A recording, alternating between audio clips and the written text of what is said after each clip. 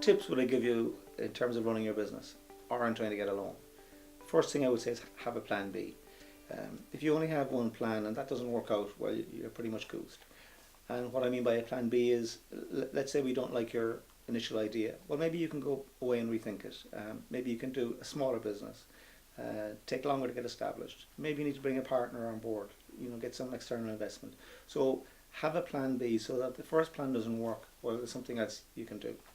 One thing which you probably don't want to hear really is but don't ignore the paperwork. Paperwork is something most people in business don't really enjoy, but it has to be done.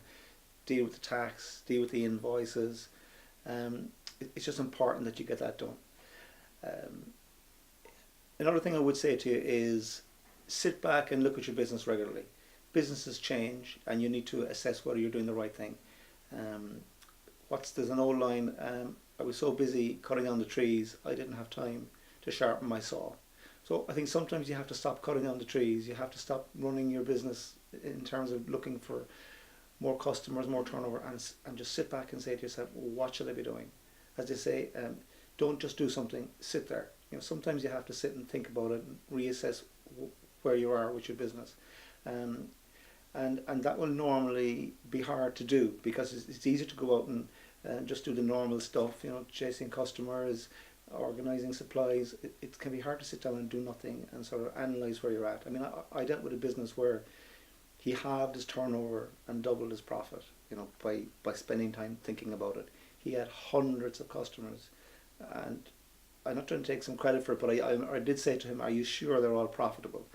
And I happened to be talking about a year later, and he said, that kind of stuck in my mind, he said. And we went to all our customers. He was distributing all over the country, so the cost of distribution was quite high. He got rid of half of his customers. They weren't buying enough. And it's very hard to cut your turnover, but he ended up making more profit at the end of the year, and he began to concentrate on bigger customers.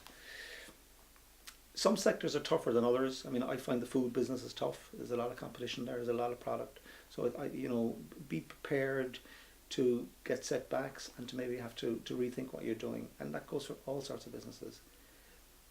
Another piece of advice I would give you is use your local enterprise office. There's great expertise there. There's great training. They'll assist you with finance, and they're all over the country. So if you're not familiar with them, I suggest you make contact with your local enterprise office. I think that's all I have to say about business. What I would say is wish you luck with your business. I have so much respect for people who work for themselves. Entrepreneurs, they create jobs, they create wealth. It's incredibly tough, but it's also incredibly rewarding.